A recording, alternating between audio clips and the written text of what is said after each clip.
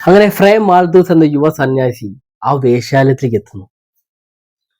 അവിടെ നടക്കുന്ന സംഭവങ്ങൾ കണ്ട് അദ്ദേഹം അന്തം വിട്ടു പോവാണ്.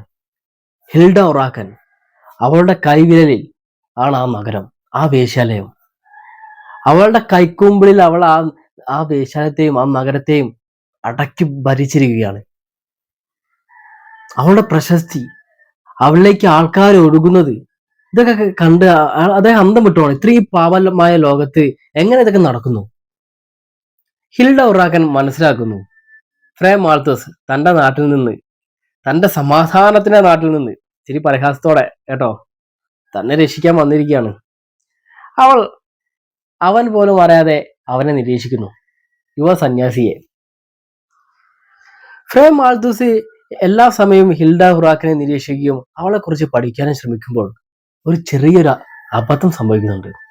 അവളുടെ സൗന്ദര്യം, അവളുടെ പുഞ്ചിരി, ഇതിലൊക്കെ അവളുടെ പ്രശസ്തി, ഇതിലൊക്കെ ഈ യുവ സന്യാസി അദ്ദേഹം പോലും അറിയാതെ ഇങ്ങനെ അടുക്കുന്നു. അദ്ദേഹത്തിന് ആകെ എന്തൊക്കെയോ പോലെ ആവുന്നു. ഈ ഒരു പാപത്തിലേക്കാണോ താൻ പോകുന്നത്? താൻ ദൈവത്തിന് വേണ്ടി ജനിച്ചവനല്ലേ, ദൈവത്തിന് വേണ്ടി പ്രവർത്തിക്കുന്നവനല്ലേ? അങ്ങനെ അദ്ദേഹത്തിന്റെ മനസ്സ് ചാഞ്ചാടാൻ തുടങ്ങുന്നു. അദ്ദേഹത്തിന് കൃത്യമായി മനസ്സിലാക്കിക്കൊണ്ട് അദ്ദേഹം വീണ്ടും തിരിച്ചും മഠത്തിലേക്ക് വരികയും അവിടെ ഉപവാസം അനുഷ്ഠിക്കുകയും പൂജിക്കുകയും അങ്ങനെ ഉറങ്ങുമ്പോൾ ഒരുപാട് സമയം പ്രാർത്ഥിക്കുകയൊക്കെ ചെയ്യാണ്. പറയാൻ കാരണം തന്റെ മനസ്സിൽ ഈ ഹിൽഡ അങ്ങനെ വന്നു നിൽക്കുകയാണ്. അവളുടെ സൗന്ദര്യം, അവളുടെ ചിരി, ഇതൊക്കെ വന്നു നിൽക്കുകയാണ്. അപ്പൊ ഇത് എങ്ങനെയെങ്കിലും ഒന്ന് മാറണം, അവളെ പിശാചായി കാണണം, അവളെ പിശാചായിട്ട് അവളെ ഒഴിവാക്കണം തന്റെ മനസ്സിൽ നിന്ന്. എന്നിട്ട് അവളെ തന്റെ ലോകത്തേക്ക്, ആത്മീയ ലോകത്തേക്ക് തിരിച്ചു കൊണ്ടുവരണം എന്നൊക്കെയുള്ള ചിന്താഗതിയിൽ അദ്ദേഹം കഠിനമായി പരിശ്രമിക്കുകയാണ്. പക്ഷെ അതിലൊക്കെ അദ്ദേഹം പരാജയപ്പെട്ടു പോവാണ്. ഉറങ്ങുമ്പോൾ വരെ ആ ഹിൽഡയുടെ ആ സൗന്ദര്യവും ആ പുഞ്ചിരിയും അദ്ദേഹത്തിനെ വേട്ടയാടാണ്. ഹിൽഡ ആണെങ്കിൽ അതിന് തക്കതായ രീതിയിൽ മാൾത്തൂസിനോട് പെരുമാറുന്നുണ്ട്. ഹിൽഡയ്ക്ക് അറിയാം മാൾത്തൂസ് ഇങ്ങനെയൊക്കെ വന്നതാണെന്ന് അറിയുന്നത് കൊണ്ട് തന്നെ ഹിൽഡ കറക്റ്റായിട്ട് അവനെ വശീകരിക്കാനും അവനെ തന്റെ ലോകത്തേക്ക് കൊണ്ടുവരാനും തന്നോട് അടുപ്പിക്കാനും ഹിൽഡ നന്നായി പരിശ്രമിക്കുന്നുണ്ട്. അത് ഹിൽഡയ്ക്ക് നന്നായിട്ട് പരിശ്രമിക്കേണ്ട ആവശ്യമില്ല കേട്ടോ. ഹിൽഡന്റെ ആ സൗന്ദര്യവും ആ ചിരിയിൽ തന്നെ മാൾത്തൂസ് ആ ഇതിൽ ചുരുളില് പെട്ട പോലെ അവസ്ഥയിലായിട്ടുണ്ട്.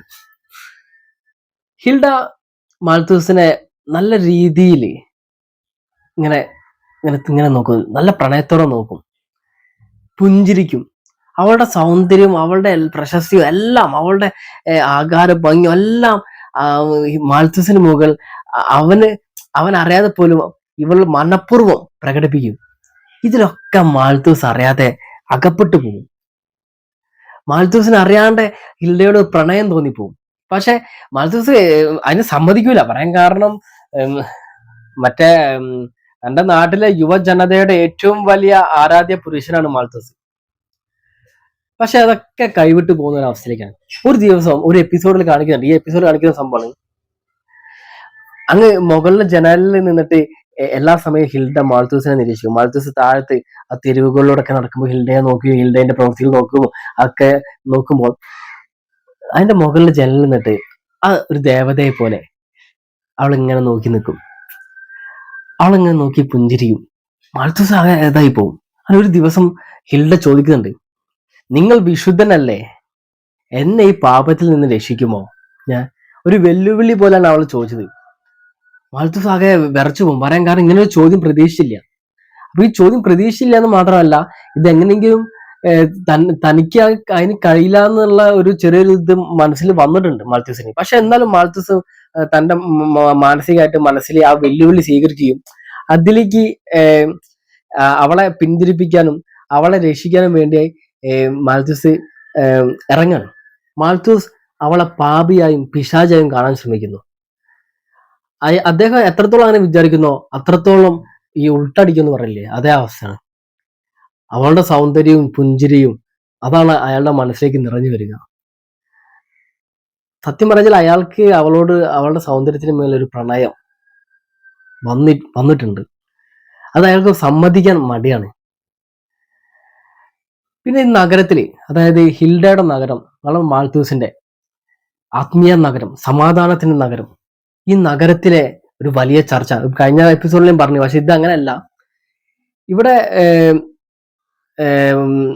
ഹിൽഡയ്ക്ക് സപ്പോർട്ടായിട്ട് ഒരു ഇത് വരുന്നുണ്ട്, ചർച്ച വരുന്നുണ്ട്. അതായത് ഒരു മുഖംമൂടി, ആത്മീയതന്റെയും മറ്റേ നന്മയുടെ ഒക്കെ ഒരു മുഖംമൂടിക്കെതിരെയാണ് ഹിൽഡ പ്രവർത്തിക്കുന്നത്. ശരിക്കും ഹിൽഡ അതിന് വേണ്ടിയിട്ട് തന്നെ ആണ് ഇങ്ങനൊരു ഇതിലേക്ക് മാറിയത്. പക്ഷെ അതിനെ സപ്പോർട്ട് ചെയ്തിട്ടും കുറച്ച് ആൾക്കാർ സംസാരിക്കുന്നുണ്ട്. അതിലേറെ ഈ ഒരു മാന്യമായ സ്ത്രീ ഈ ഒരു പിശാജ് ആയി എന്നൊരു ലെവലിലും ആൾക്കാർ സംസാരിക്കുന്നുണ്ട്. മാൽത്തൂസ് ആ നഗരത്തിലേക്ക് പോയത് ഒരു മാധ്യമ പ്രവർത്തകൻ, അവരുടെ നഗരത്തിൽ മാധ്യമ പ്രവർത്തകൻ കറക്റ്റായിട്ട് വീക്ഷിക്കും, അത് അവിടെ സ്പ്രെഡായി. മാൽത്തൂസയും ഹിൽഡയും ഒരുമിച്ച് സംസാരിക്കുന്നു, ഒരുമിച്ച് നടക്കുന്നു. ഇതൊക്കെ അവിടെയുള്ള അവര് തമ്മിലുള്ള ഇതൊക്കെ ഈ നഗരത്തിൽ അറിയാണ്. അപ്പോ അവിടെ മാൽത്തൂസിനോട് സംശയം വരാം. ഞാൻ നേരത്തല്ലേ മാൽത്തൂസ് പറഞ്ഞൊരു പുണ്യ പുരുഷനായിട്ട് കണ്ടതായിരുന്നു.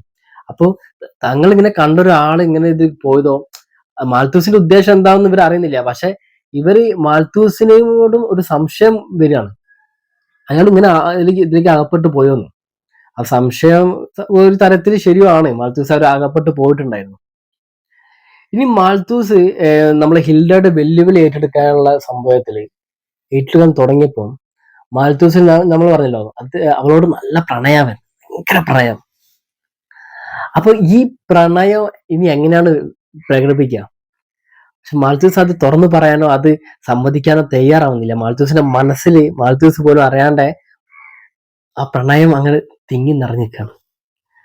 ഇനി മാൽത്തൂസ് ഈ ഹിൽഡയും തമ്മിലുള്ള പ്രണയം എങ്ങനെയാണ് മുന്നോട്ട് പോവുക? ആ മാൽത്തൂസ് പറയോ? ഹിൽഡയ്ക്ക് ഏകദേശം കാര്യം പിടുത്തം കിട്ടിയിട്ടുണ്ട്.